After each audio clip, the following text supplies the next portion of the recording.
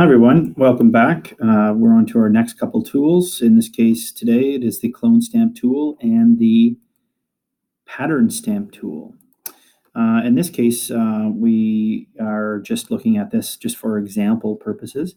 On the clone stamp tool, the idea is that it paints with an image sample which you can use to duplicate objects, remove image imperfections, or paint over objects in your photo.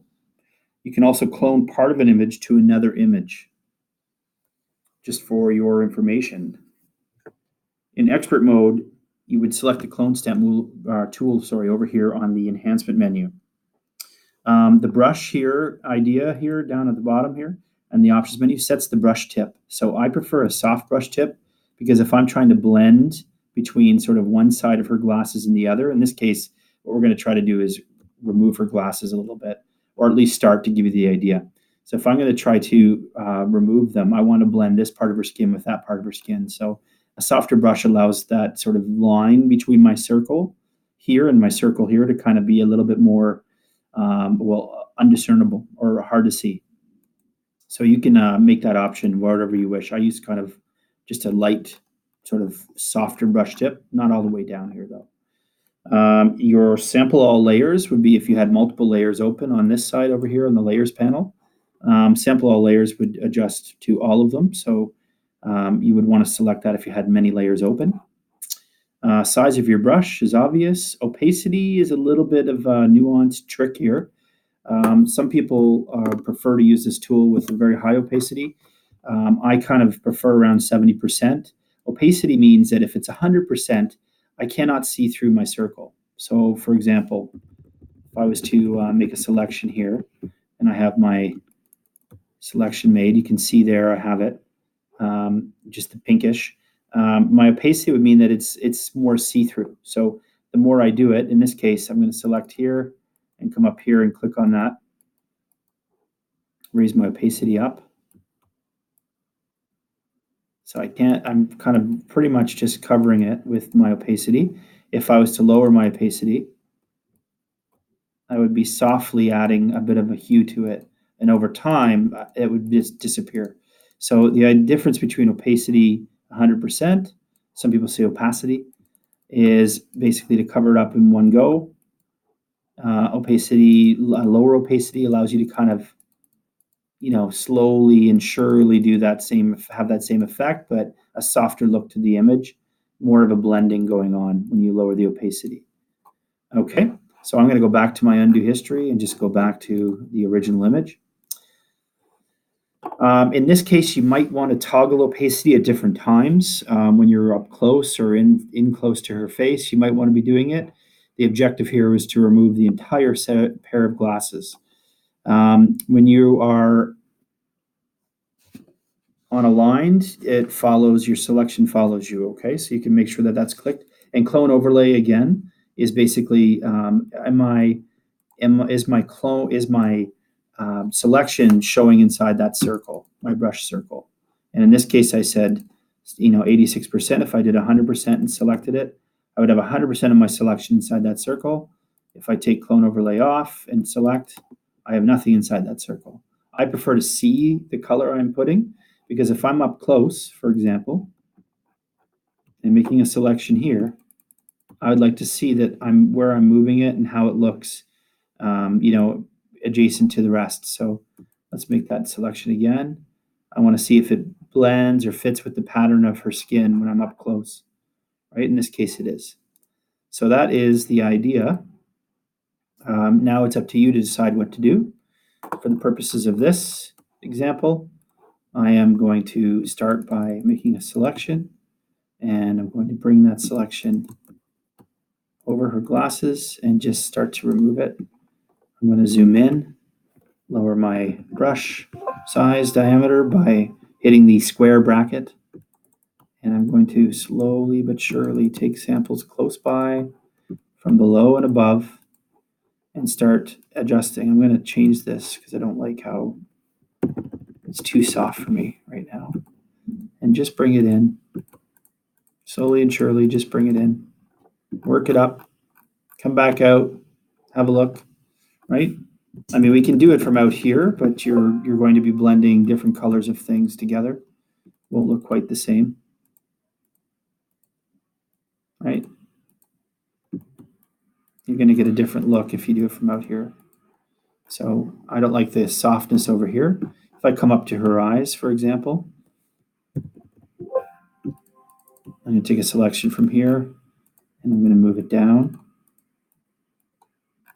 I'm blending in that area. I'm going to come down here and take a selection, blend it up. And then I'm going to go up to my hardness, change it again, because I don't want the softness to spill over. Think about the hardness, and I can do that. I can make a selection and drag it down, but I'm doing it from the area I took the selection, so getting some unrealistic looks there. So just keep that in mind, and if I wanted to go back and correct that, I would just go back up until I removed it. So just a little more, and you got to play around with this. It's not a one-time thing. You're adjusting it constantly. At least you should be. And lower my opacity here because it's a trickier area. I'm just going to kind of bleed into it.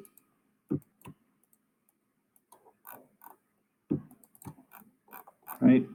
Come down here, make sure I can move back up.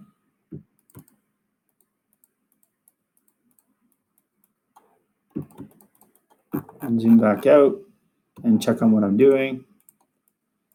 Right? So the idea here is to continually make those selections, move it in, click it off, and completely transform her face with the glasses gone. And if you're up to the challenge, go for it. The other tool here we wanted to talk about was the pattern stamp tool. Now, the pattern stamp tool, they give you some predetermined patterns you can choose from. What I would suggest, if you were using the pattern stamp tool and are interested, you can actually make your own pattern. The way to do that is you have to use the rectangle marquee tool, make sure that feathering is on 0, and you would take, say, a pattern of her hair, like this, and you would come up to Edit, and you would say Define Pattern from the selection. So whatever I'm defining here, the pattern I'm defining is this hair, and I say Define from Selection. I'm going to call it Pattern 1, or I could call it Girl, oops, if I can spell that, Girl Hair, and spell that, and I'm going to say OK. So when I come back down to my pattern tool and I click down here, there is girl hair pattern right there. And when I come up here, I will deselect that. And I click, I'm adding girl hair pattern. So if you can imagine, you're working on something like this, you're up close trying to, replace hair or make the outside look more realistic. I believe you can do the same thing if we use, just try this elliptical marquee tool. So you have to be on rectangle marquee tool. But if I was on rectangle marquee tool out here and I'm selecting a pattern like this, or let's say I'm selecting something like this would be a little bit better for this example. Edit, define brush selection. I'll say girl hair edge. Okay. Come back down to my pattern stamp tool. Look down through my list. There's girl hair edge. And when I come up to my image here, and I zoom in, I can lower my opacity on this too, right? I can start adding that edge. So if I come out, I make her hair look a little more crazy. If I was to go back to show you what happened, I added those extra strands. Come back in. Maybe I'd look up here, right? Try to meet it. The problem with the pattern stamp is it's a straight edge. You can soften that a little bit, right? Try again. So you got to play around with the brush. It's always it's a number one tool here, and it's always something that you might want to consider, and your opacity, right? To make sure that you're not doing it too much like I'm doing. But the idea there is to play around with it, and maybe you could see a use for it. Maybe it's a pattern on your skin. Maybe it's a certain patch of skin that's nice and clear and you want to move it over to another patch. You would do the selection first, create the pattern, and then come down to pattern stamp and then stamp it. I would suggest lowering the opacity so you don't get the box look that I was getting. Right there, that straight line look here. But it's up to you, and you can do whatever you wish. The idea when you zoom out, though, is hard to see, but once again, that is the pattern stamp tool and how to use it. If you didn't wish to use that one, you could use a pre-selected pattern and just, enhance something, change your shirt. You could come in here and change, leopard print, collar, maybe, whatever you wish. But the idea is that is the pattern stamp tool and the clone stamp tool in one tutorial. Enjoy.